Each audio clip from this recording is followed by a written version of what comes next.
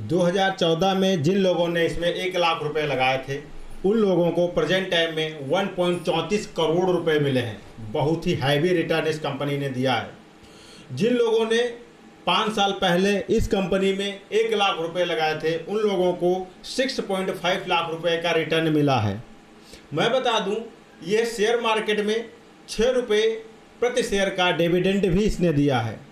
Company के कुछ data आपके सामने मैं पेश कर रहा हूं और वो डाटा ये तय करेगा कि आपको इस कंपनी में इन्वेस्ट करना है या नहीं करना है। कंपनी का डेटा आपके ऊपर डिपेंड करता है कि आप इन्वेस्ट करेंगे या नहीं करेंगे। मैं आपको सिर्फ एक डेटा, एक पैराग्राफ दूंगा। शेयर मार्केट रिस्क के अधीन है, तो कृपया अपनी रिस्पॉन्सिबिलिटी पर यहाँ पर पैसा लगाएं, हमारी कोई भी रिस्पॉन्सिबिलिटी नहीं होगी। तो Tanla platform IT sector software का एक प्लेटफॉर्म है। यह आईटी सॉफ्टवेयर बनाने का प्लेटफॉर्म है। भारतीय अंतर्राष्ट्रीय संचार platform as a service company है जो क्लाउड सर्विसेज एवं संचार में काम करती है।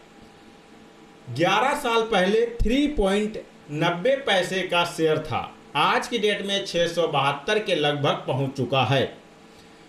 जिन लोगों ने इस कंपनी में निवेश किया था उन लोगों को इस कंपनी ने 13,340% का रिटर्न दिया है। अगर आप 1,000 शेयर 3.90 के भाव से खरीदते 11 साल पहले तो यहाँ पर 3900 रुपये के होते।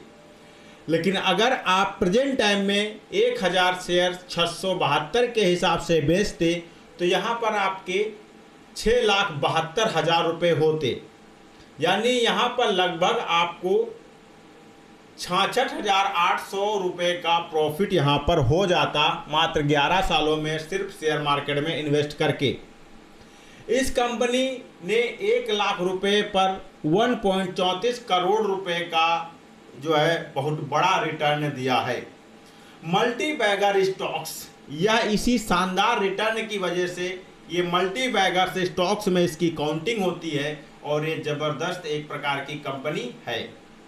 यहाँ पर मैं बता दूं, एआई पर आधारित प्लेटफॉर्म ये दक्षिण व पूर्व एशिया एक प्रमुख टेलीकॉम कंपनी प्रेजेंट टाइम में बन चुकी है।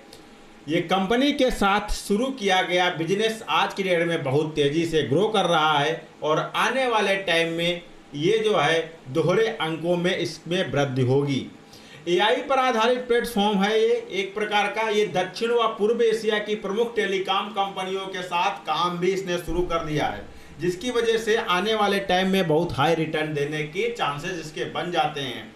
प्रमोटर कम आम जनता इसमें ज़्यादा है, आम जनता की रुचि ज़्यादा है, रिटेलर इसमें बहुत ज़्यादा है। और यहाँ पर मैं बता दूं, ये 6 रुपये का डिविडेंड प्रति शेयर भी इसने दिया है। और वही अगर 1 लाख रुपए का इन्वेस्टमेंट करते आप 5 साल पहले तो यहाँ पर आपको 6.5 लाख रुपए का जो है रिटर्न मिल जाता है, यानी 6.5 लाख रुपए का। और वहीं अगर 2014 में आप यहाँ पर 1 लाख रुपए लगाते तो आज आपको 1.34 करोड़ रुपए का मिल जाता। शेयर प्राइस की अगर बात करें तो आज का शेयर प्राइस इनका 3.07 पैसे माइनस था और 1 वीक का अगर लें तो इन्होंने 0.89% का रिटर्न दिया है और 1 मंथ का अगर लें तो 1.58% का इन्होंने रिटर्न दिया है। और अगर 1 ईयर में जाते हैं तो यहाँ पर 29.53% का इन्होंने माइनस दिया है। साथ ही साथ 5 ईयर में जाते हैं 374% का इन्होंने रिटर्न दिया है। आल अगर जाते हैं तो यहाँ पर 256% का इन्होंने रिटर्न दिया है। तो ये रहे इनके रिटर्न्स। आप इस डेटा के अनुसार यहाँ पर जो है काम कर सकते हैं।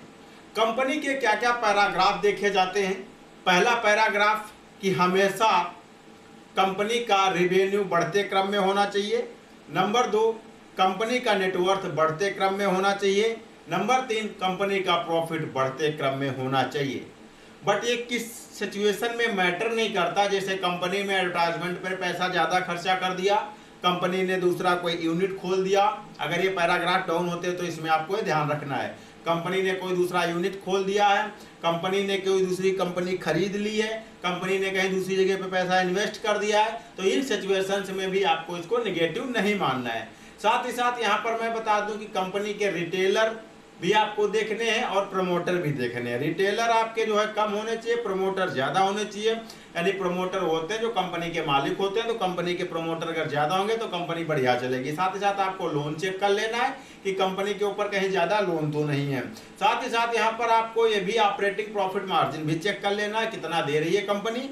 और साथ ही साथ एक चीज़ भी ये भी चेक कर लेना है कि कंपनी जो है कितने सालों से चल रही है और इसके जो इसका प्रेजेंट टाइम में सीईओ है और इसका मालिक है वो किस तरीके का है। कंपनी के जो प्रेजेंट टाइम में एम्प्लॉय है उनकी रेटिंग क्या है। ये सारी चीजें आप चेक करके फिर इसमें पैसा इन्वेस्ट कर सकते हो। साथ ही साथ ये भी चेक करना है कि आने वाले टाइम में क्या जो कंपनी बना रही है आने वाले 4-5 सालों में इसकी जरूरत बढ़ेगी या ये समाप्त हो जाएगा, इसका भी आपको विशेष ध्यान रखना है ना। तो ये सारी चीजें को ही मैंने इस वीडियो में बताया है, तो आप अपने अनुसार यहाँ पर काउंसलिंग कर लेना। अगर आपको समझ में नहीं आया तो इतना पार्ट दोबारा से रिवर्स करते देख लेना। अब यहाँ पर बात करते हैं फंडामेंटल की। तो प्रेजेंट टाइम में इनका मार्केट कैप आज 8,106 करोड़ का है, करोड़ रुपए का है प्रेजेंट टाइम में इनका मार्केट कैप। बुक वैल्यू इनकी है 168 रुपये 50 पैसे। अगर आप इनका शेयर खरीदोगे तो अगर बाई चांस कोई कंपनी में प्रॉब्लम्स होती है तो आपको 168 रुपये 50 पैसे के हिसाब से पैसे आपको रिटर्न मिल जाएंगे। डिविडेंड यील्ड 1.99% का इन्होंने डिविडेंड रिटर्न दिया है जो शेयर होल्डर्स थे उन लोगों को। डेप्ट टू इक्विटी की अगर बात करें, डेप्ट टू इक्विटी, तो डेप्ट टू इक्विटी यानी कर्ज होता है, तो कर्ज इनका 0.03% है। यानी कि कर्ज जो है डेप्ट टू इक्विटी 1% से कम होनी चाहिए। तो इनका जो है मान लीजिए 1/4 है, तो इनके कंपनी में कर्ज बहुत ही निम्न है, तो ये हिसाब से ज़्यादा बढ़िया देखने को मिल रहा है। ईपीएस अर्निंग पर शेयर की अगर बात करें तो यहाँ पर 35 रुपये 99 पैसे इनका ईपीएस प्रेजेंट टाइम में चल रहा है। अब बात कर लेते हैं फाइनेंशियल ईयर की। यहाँ पर ईयरली लिया गया है और ये रेवेन्यू यहाँ पर दर्शाएगा कि बढ़ते क्रम में है या घटते क्रम में। 2025 तक यहाँ पर लिया गया है। तो 2021 में इनका रेवेन्यू 2363 करोड़ था और 2022 में इनका रेवेन्यू 3222 करोड़ हो गया और 2023 में इनका रेवेन्यू 3381 करोड़ हो गया और 2024 में इनका रेवेन्यू 3970 करोड़ हो गया और 2025 में इनका रेवेन्यू 4068 करोड़ हो गया। यानी कि 63 फिर 22 और फिर 81 फिर 70 यानी 68, ये जो है सर्कल बढ़ते क्रम में है। ठीक है, अब प्रॉफिट की बात करते हैं। प्रॉफिट 356 करोड़ 2021 में था, 2022 में 539 करोड़ हुआ और 2023 में 448 करोड़ हुआ, 2024 में 548 करोड़ हो गया और 2025 में 507 करोड़ इनका जो है अभी तक का इनका प्रॉफिट मार्जिन रहा है। नेटवर्थ की अगर बात करें तो 893 करोड़ इनका नेटवर्थ 2021 में था, 2022 में इनका नेटवर्थ 1314 करोड़ पहुंच गया और 2023 में इनका नेटवर्थ 1570 करोड़ पहुंचा और 2024 में इनका नेटवर्थ 1942 करोड़ पहुंच गया और इनका 2025 में नेटवर्थ 2268 करोड़ पहुंच गया। देखिए 893, 1354, 1570, 1942 प्लस 2268, यानी कि इनका जो नेटवर्थ है वो प्लस के क्रम में चल रहा है।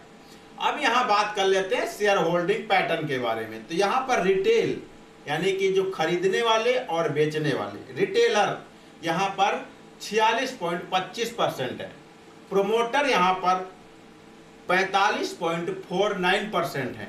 देखा जाए तो यहाँ पर रिटेलर ज्यादा है और प्रोमोटर कम है। एक चीज मैं ये बता दूं कि अभी जल्दी में इनके ऑनर ने एक न्यूज में आर्टिकल दिया था जहां पर यह पता चला था कि इनके जो ऑनर थे उन्होंने ये कहा था कि प्रमोटर से ये कहा था कि आप लोग इसके शेयर ज़्यादा से ज़्यादा खरीदने की कोशिश करो ताकि हम पूरी तरीके से इसके मालिक बन सकें, है ना। अब यहाँ पर फॉरेन इन्वेस्टर की बात की जाए तो 7.31%, इसमें 7.31% फॉरेन इन्वेस्टर हैं जो विदेशी हैं, फॉरेंसिक इंस्टीट्यूशन।